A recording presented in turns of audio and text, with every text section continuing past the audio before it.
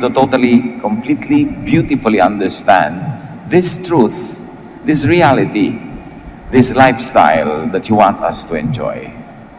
Set our minds free, O God, to understand, to absorb, to interpret and apply in our lives. Father, be our preacher, our teacher, our healer. We seek you in the name of Jesus, your Son, our Lord and Savior. Maraming mga kalayaan na kailangan ng tao kasi maraming naging pagkakatali, pagkakagapos, pagkakakulong. At isa sa mga hindi napapansin na kulungan, na kadena, na tali, ay relihiyon. Religious belief, religious practice, religious traditions. At ito ang talagang isang napakalaking pagtuturo ni Jesus to set people free from religious chains. Jesus sets free from traditions by pioneering a new world order, a new life system.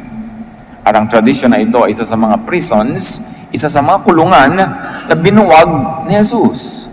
Mark 2:21-22 sa Pinoy Version Bible, walang gumagamit ng bagong tela para takpan ang butas ng isang lumang tela. Dahil kung gagawin yun, uurong ang bagong tela. Tapos mababatak ang pinagtapalan at lalong lalaki ang butas. Wala ding naglalagay ng bagong alak sa lumang wineskin, isang lalagyan na gawa sa leather. Sasabog ang wineskin pag ginawa yun.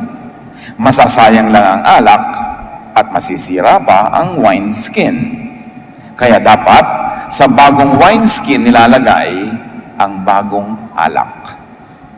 At ang alak ay madalas na ihalin tulad sa New Testament sa work of the Holy Spirit.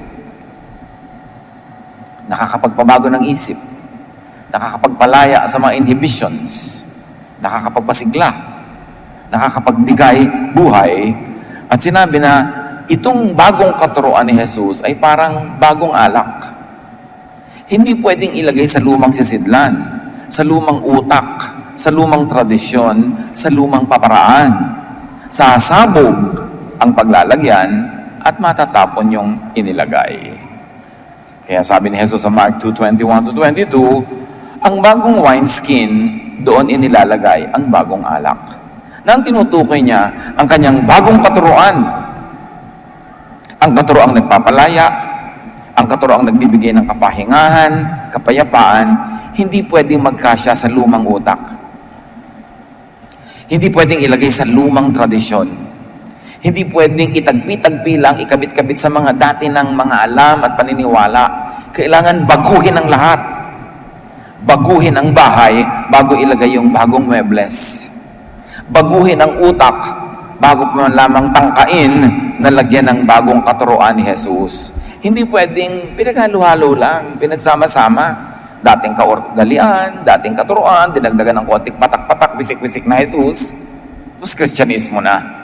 Kailangan ng totally new superstructure, new framework, a new cornerstone, a new foundation, a new wineskin, a new mind, a new heart. Kaya, born again. Hindi na born again ng tao sa simpleng-simpleng ipikit mo ang iyong mata, tanggapin mo si Jesus, itaas mo ang iyong kamay, sabi mo, Jesus, sinatanggap kita, born again na ako. Pwedeng maging daan yun para ma-born again. Pero hindi yun ang buong born again experience. Habang hindi na babago ang iyong utak, hindi ka pa born again. Yung pagtanggap kay Jesus, yung formal pagtanggap, tinatanggap mo according to formula, pwedeng maging susi, pinto, simula ng proseso ng pagiging born again. Pero hindi yung pagkatanggap, pagdilat, sister, born again ka na, congratulations, you have a new life. Na-oversimplify, at pag na-oversimplify yun, hindi ka tuloy pupunta sa grade 2, grade 3, grade 4, kasi akala mo yung grade 1 mo, yun na ang lahat-lahat sa buhay. Simula, pagpasok, pero hindi yun ang lahat-lahat. Isang patuloy na pagbabago ng isip. Isip tungkol saan? Isip tungkol sa Diyos. Isip tungkol kay Jesus. Isip tungkol sa kasalanan, sa kapatawaran ng kasalanan. Babaguhin ang lahat ng yun. Hindi itatapal-tapal mo lamang si Jesus. Hindi pwede siyang pantapal-tapal. A new wineskin for a new wine. Isang pinakamalaking sagabal sa paglagong espiritual, yung sentimental attachment to old religious beliefs, to old traditions. Nagiging motif at dekorasyon lang si Jesus, hindi tuloy nagbibigay ng tunay na pagbabago sa loob ng isip at puso. Kaya ang tagal-tagal ng Kristiyano, lagi pang takot, lagi pang guilty. Ang tagal-tagal ng Kristiyano, mapang-usig pa, malupit pa sa kapwa. Walang nangyari. Dinagdagan lang ng konting dekorasyon ni Jesus. So Jesus did not pour new wine into an old wineskin. He gave a new wine to be contained in a new wineskin. The new wineskin is a new heart. And the heart is symbol of the mind. A new way of thinking. Yung born-again experience means new life, but it also means new lifestyle of freedom, not of imprisonment. Yung iba kasi, nung na-born again, lalo lang nakulong, lalo lang natali, kasi dumami lalo ang do's and don'ts. Dumami lalo ang batas, dumami ang hindi pwedeng gawin. Dumami ang guilt, kasi dumami ang transgression of the new set of laws. So, bago, new lifestyle, not just new chains, not a new set of rules, and not a new set of guilt, which is usually what happens when people become born again, when they attend born again churches, when they do Bible studies, dumami lang ang kanilang concept of sin and guilt. Jesus gave a new law to be observed in a new born again life and lifestyle. And this is the new law of love. Again, overtaught na nga yung love na yan eh. Nilalait-lait na ng iba. Akala nila pag love, hippie ka. Yung mga make love, not worry, mga ganong klaseng love. Yung mga love na may umuusok-usok, may mga kristal-kristal. Yung akala nila, ganun yung concept of love ni Jesus. But this means freedom from the law of Moses and from the law of religion. Hindi dapat na pag nagiging maka-Jesus ka, nagiging more religious. Nagiging more spiritual ka dapat. Religion imprisons, spirituality sets free. At pag religion, ibig natin sabihin is the corporate, legal, formal, Pharisaic religion covered by laws of do's and don'ts. Kasi pag dumami yung mga laws of do's and don'ts na hindi mo naman kayang sundin, kung honest ka sa sarili mo, dumadami lang yung guilt mo. Hindi ka talaga na free, na imprison ka lalo. So, hindi dagdag na motif si Jesus sa ating spiritual life. Hindi siya dagdag na motif sa Jewish religion. Hindi siya renovation. Jesus is total reconstruction. And when we say total reconstruction, it doesn't mean now that you have to be totally, legally, formally, sinless, and holy, which becomes the wrong expectation of people who come to Jesus. The total reconstruction is the way you think about sin, the way you think about how Jesus took away sin and put it on His own body and died for it. And it is a total way of looking at you as a person who, in spite of failing in your formal obedience to the law of Moses, is considered sinless by God because of His grace through the work of Jesus. And if sinless, therefore you stop always feeling guilty. And you stop always condemning others to make them feel guilty, because we are covered by a new law, the law of the forgiveness of God, not the law of the punishment of God as taught by the Jewish religion. The law of forgiveness through the love of Jesus, not the law of condemnation through the formality and strictness of the Pharisees. And yet marami mga Christian, litong-lito pinaghahalo ang Pharisees at si Jesus, pinaghahalo ang law at ang love, pinaghahalo si Moses at ang ginawa ni Jesus. Kaya ang magiging resulta, lito. May mga moment na mabait, may mga moment na stricto sa iba, may moment na malupit, mayroong moment na mapagpatawad. Parang pinaghalo-halong nakakalitong bagay. Kaya ang sinasabi, be changed by the renewing of your mind. And a one-half Christian is a one-whole nonsense. Hindi pwedeng half Jesus, half Moses. Half love, half law. Half Pharisee, half grace. Walang ganun. Dapat buo. Sinasabi sa Bible, don't think that any double-minded person will get anything from the Lord. Dapat buo. Naniniwala ka kay Jesus, buuin mo. Huwag mong paghalu-haluin yan kasi magulo.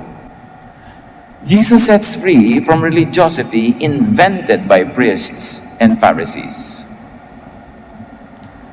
Sa tinatawag nating Old Testament, sa Jewish scriptures, ang daming inimbento dyan ng mga pare na katuruan at palibhasa ang mga tao mangmang, ang mga tao hindi nagbabasa, hindi nagsusulat, yung mga priest lang, yung mga tao na sanay nila na ilagay sa isang sulok at yung mga priest lang ang kinakausap ng Diyos, sabi nila. So ang dami nilang inimbentong katuruan na sinasabi nila, turo ng Diyos.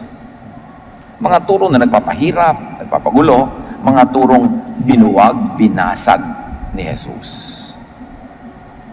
Ang dami nilang mga turo na ang goal lang naman nila, ihiwalay yung mga Hudyo sa ibang bansa, sa ibang nation, sa ibang culture, para mapanatili nila ang paniniwala nila sa sarili nila na sila lang ang pinili ng Diyos, sila lang ang mahal ng Diyos, sila lang ang pinagpapala ng Diyos, samantalang kinrate ng Diyos ang lahat ng tao.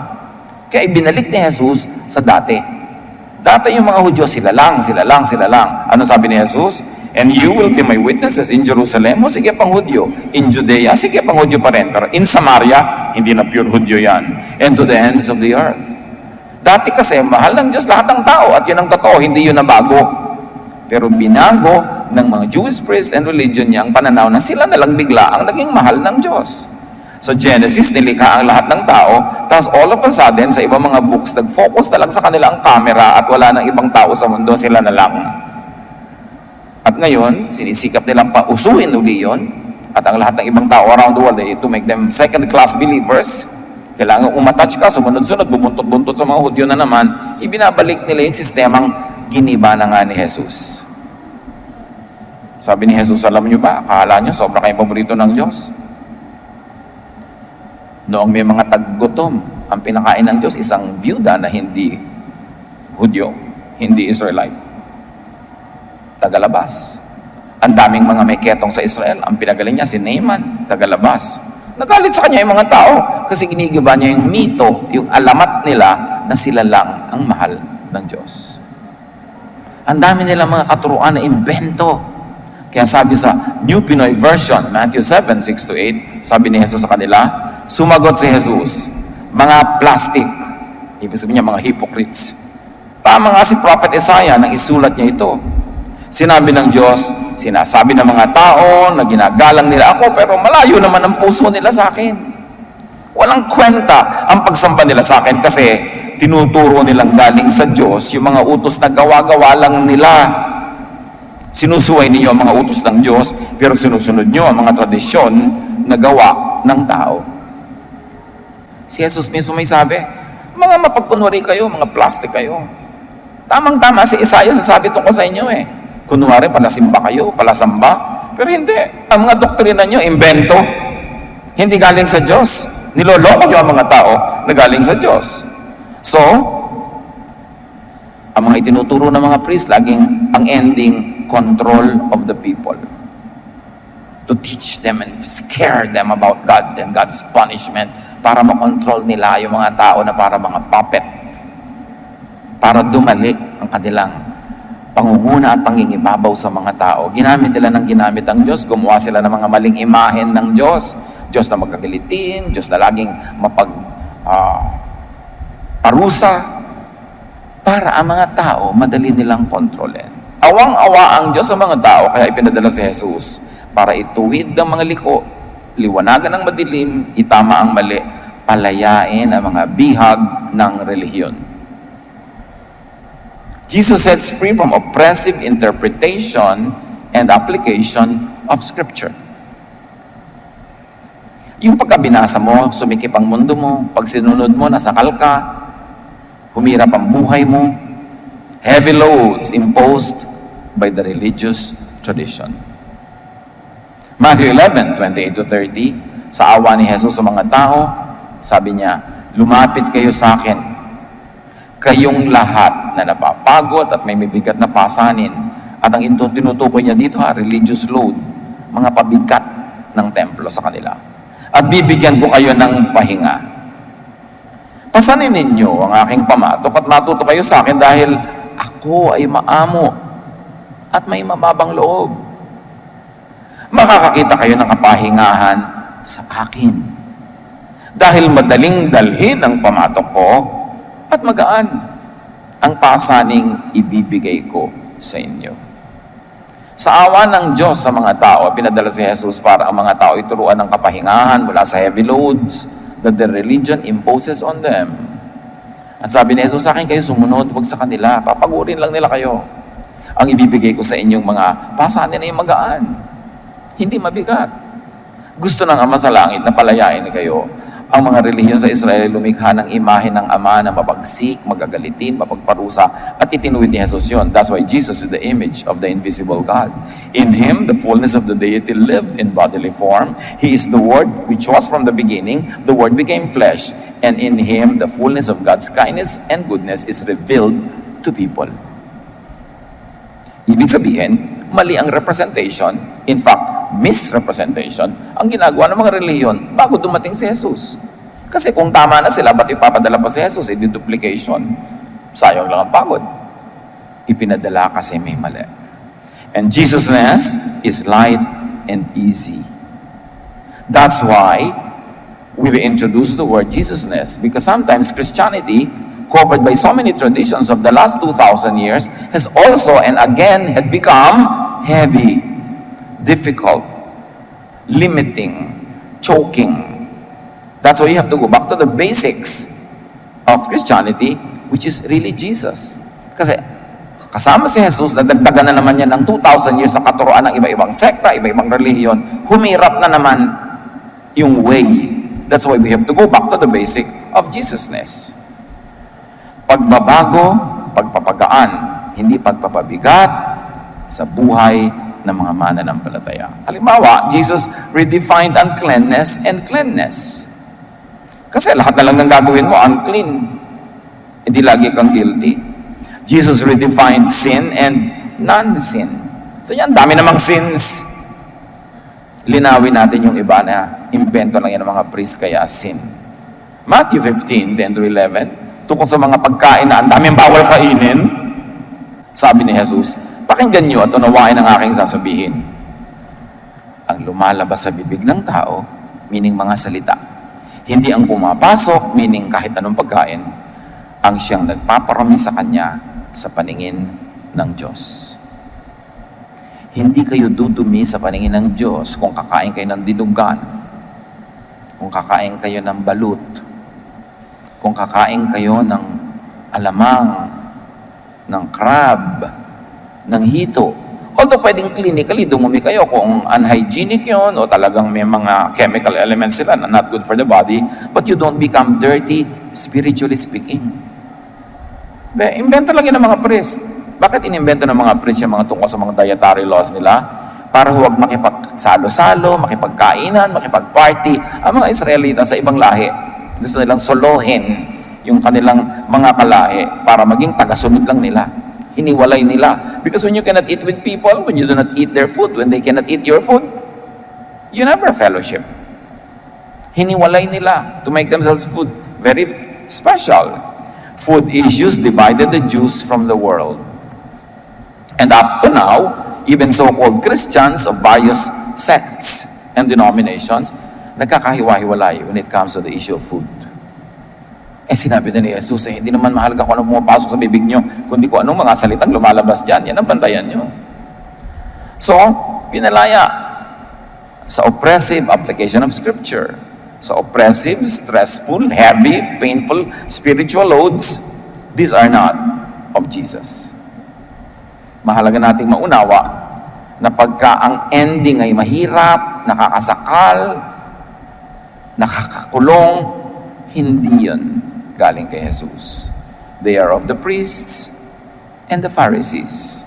And sadly, even now, even within Christian churches, ang daming Pharisaic and priestly teachings na pinaiiral, ang ending pahirap pa rin. Kabaligtaran ng gusto ni Jesus.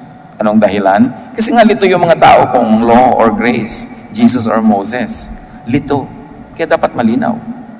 Interpretations and applications of Scripture that hurt people are not of Jesus. Ganun yung din namang interpretation that make people suffer. Yung Pinapatay ka na, ginugulpi, kinakawawa ng napakaabusado mong asawa, i-interpret sa'yo ng pastor, magtiis ka, may awa ang Diyos. Be submissive. Pastor, pinapatay na po ako. Be submissive. Yung ganun mga reading and interpretation, ang ending, nagsuffer ka, it cannot be from Jesus. Because Jesus came to set you free from suffering, to give you rest. Yung mga reading and interpretation that make people cruel and unkind, itatakwil ko po ang anak ko kasi may kasalanan siya na hindi katanggap-tanggap sa church namin. Bakit di ka nalang maging nanay kaysa maging doctrine expert dyan? Ang unang-unang role mo, nanay ka. So pagka ang reading ay nagiging cruel ka sa sarili mong anak, sa sarili mong pamilya, sa sarili mong kaibigan, parang mali ang reading mo niyan. Kasi hindi ganyan ang gusto ni Jesus na reading. Meron na ngang law na pagka may babaeng nangalo niya, batoy hanggang mamatay, pero hindi ipinabato ni Jesus. So ang reading ni Jesus, hindi kind yung reading nyo. Huwag nyo na yung ituloy. Kaya marami mga tao, pagka nagbasa ng Bible, lalo't may natutunang konting verses, lalong lumulupit sa kapwa. Lalong nagiging mahirap kasama. At lalong nagiging mapagkunwari. Kasi lahat ng hindi niya masunod, kunwari nasusunod niya para maganda yung itsura niya sa harap ng publiko. Yan ang galit si Jesus. Sabi niya, mga plastic, mga hipokrito kayo. Pati nyo na lang aminin ang totoo. Wala naman talagang pwedeng pumasa. Kaya pinapasa na kayo ng Diyos lahat, pasangawa. Para hindi na kayo magpanggap dyan. At huwag nyo nang pahirapan ang sarili nyo at inyong kapwa. So Jesus sets free from harsh religious impositions. Yung mga interpretation na ito po yung anak ko nag-aagaw buhay, nasa ER, pero yung nasa bulsa ko po, pang tight ko eh. Siyempre, interpretation na marami, i-tight mo yan. Ano? Hindi ba pwedeng ipagumot ko muna yung anak ko?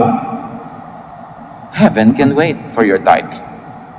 Kung kailangan sa mga emergency needs ng pamilya, siyempre bumawi ka na lang sa ibang panahon na medyo kaya mo na.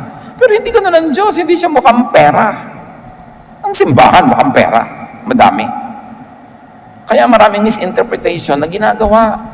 Sinabi na rin niya ng mga Pharisees noon, na tinuligsa ni Jesus. Sabi ng mga Pharisees, alam nyo, kung i-offer nyo sa templo ang inyong pera, kahit hindi nyo nasustentuhan ng mga magulang nyo.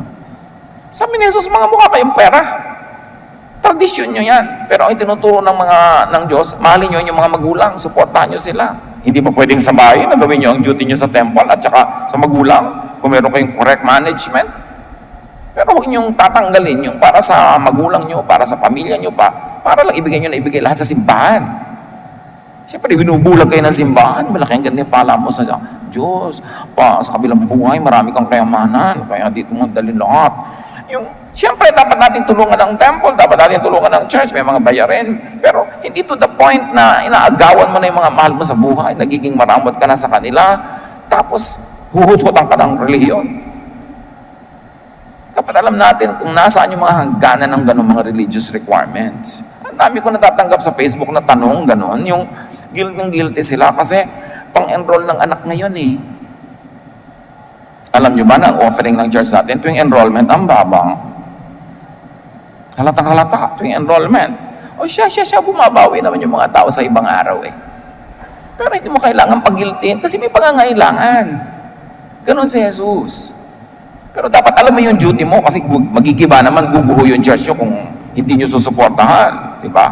Pero hindi malupit ang Diyos. Maunawain siya. Yun ang mukha ng Diyos na ipinapakita ni Jesus. Tungkol na lang sa Sabbath, Mark 2:27-28. Sinabi rin ni Jesus, itinakda ang araw ng pamamahinga para sa tao. Hindi nilikha ang tao para sa araw ng pamamahinga. Ang anak ng tao ay Panginoon maging ng araw ng pamamahinga. Kasi alam ang turo ng mga priests at mga Pharisees doon, pag Sabbath day, kahit anong mangyari, huwag kang gagalaw. Huwag kang kikilos. Kaya kayo binigyan ng Sabbath para nyo enjoyin. Ngayon, para kung ma-enjoy nyo yan, gusto nyo mag-mountain climbing, hindi mag-mountain climbing kayo, yun ang purpose yan. Hindi yung literal, legal na wala kang gagawin to the point na oppress ka na. And one more thing, dahil idinikta ng mga pare ang sobrang Sabat, walang lalabas ang bahay, walang maglalakad ng malayo, again, like the food and dietary laws, the law of the Sabbath separated the Jews from other nations and other peoples. Dahil sa Babylon, where so many nations were kept together in that great metropolitan place, ang weekend nila yung Sabbath. So ang mga iba-ibang nation, nakikipagkapit-bahay, nakikipag-party, nakikisalamuha sa iba-iba, pero yung mga Israelites, sinolo ng mga priest sila. Sabat ngayon, walang lalabas ng bahay, walang kakain, walang maghahanda. So, nahiwalay na naman sila. Lalong umigting ang paniniwala nila na sila lang ang anak ng Diyos. Kaya to the point na Sabat, nagugutom ka, hindi ka nagluto kahapon, wala kang pagkain ngayon, di magdusa ka. Kaya sinabi ni Jesus, no. Alleviation of hunger comes before the laws established by religion. Yung kanyang mga alagad na Sabat ay namitas ng mga trigo para nguyain at kainin. Nagalit yung mga religious leaders. Sabi niya, gutom alasal kayo bukas pa. Yan, natatandaan niyo si David? Pinasok niya ang consecrated place. Gutom siya at ang kanyang mga tauhan. Kinain nila yung consecrated bread na para lang sa mga priest. O hindi naman nagalit ang Diyos Yung mga priest nagalit. O yung mga ibang priest later on ay magagalit. Yung mga ganyan mga katuruan na i-offer mo lang sa Diyos ay perfect animals. Alam ba kung sino kumakain ng mga offering? Yung mga priests. Sa palagay nyo, may discrimination ng Diyos against an animal na medyo pilay, medyo may kapansanan, naaawa nga ang Diyos sa mga ganon. Tapos, ang gusto lang na i-offer yung perfect. Kasi yung pare ang kakain nun. Kasi sinasabi nila, offer lang nyo sa Diyos, ang gusto ng Diyos, perfect. Tapos, sabi niya, nung wala na yung mga tao, halina kayo mga kapwa Diyos, kakainin na natin ang offering nila. Awang-awa ang Diyos sa mga tao sa pag-abuso sa kanila ng reliyon. So, Jesus sets free from undue influences and powers exercised by religious authorities. Na hanggang ngayon, pati mga pastor ang namimili kung sino pwede mo maging girlfriend, maging boyfriend, sino mo pakasalan, nadaig pa Diyos. Kinokontrol, pati mga ligaw-ligawan ng mga tao, yung lahat ng nangyayari sa mga buhay. Tapos may mga opportunity yung kanilang mga musician o worker na mag-abroad o magtrabaho sa malayo para mapakain at mapaaral ng mga anak. Pagigiltihin nila, kailangan ka ng Diyos dito sa church. Yung pala, kailangan siya ng pastor doon. Pag pinalaya mo yan, magbibigay ang Diyos ng ibang worker. Bakit? Work niya yan church niya yan. Pero para kulungin mo ng kulungin ng mga tao, hindi mo naman susweldohan. Pagka naman enrollment, di mo binibigyan ng pang-enroll, tapos pagigiltihin mo pag naghahanap buhay, invento lahat yan ng tao. It is not from God. Matthew 23, 1-3. Pagkatapos ay sinabi ni Jesus sa mga tao at sa kanyang mga alagad, ang mga tagapagturo ng kautusan at ang mga Pariseo ang kinikilalang tagapagpaliwanag ng kautusan ni Moses. Huwag ninyong tularan ng kanilang ginagawa, sapagkat hindi nila isinasagawa ang kanilang ipinapangaral. Sabi ni Jesus, puro daldal yung mga yan. Puro teaching. Sila man, di nila yun nasusunod. So yung pahirapan ng sarili nyo sa pagsunod sa kanilang mga pinapagawa sa inyo. The Jesus spiritual yoke, the Jesus burden is not a burden. It is light. It is easy and restful. Kaya sabi sa verse 4 ng Matthew 23, they pile heavy burdens on people's shoulders and won't lift a finger to help. Yun daw yung mga religious leaders. Higher righteousness that the law promotes gives freedom from religion's judgment and judgmentalism. Mas mataas yung espiritu ng forgiveness kaysa judgment, ng kindness kaysa harshness, ng love and acceptance kaysa discipline. Na yun ang ine-emphasize sa mga churches kasi gusto nila madali ang kontrol Matthew 7, 1-2, huwag kayong humatol nang kayo'y di hatulan. Ang linaw-linaw nito, pero araw-araw ang business ng mga church people, humatol. Sapagkat hahatulan kayo ng Diyos ayon sa paghatol nyo sa iba. At susukatin kayo ayon sa panukat na ginagamit ninyo sa iba.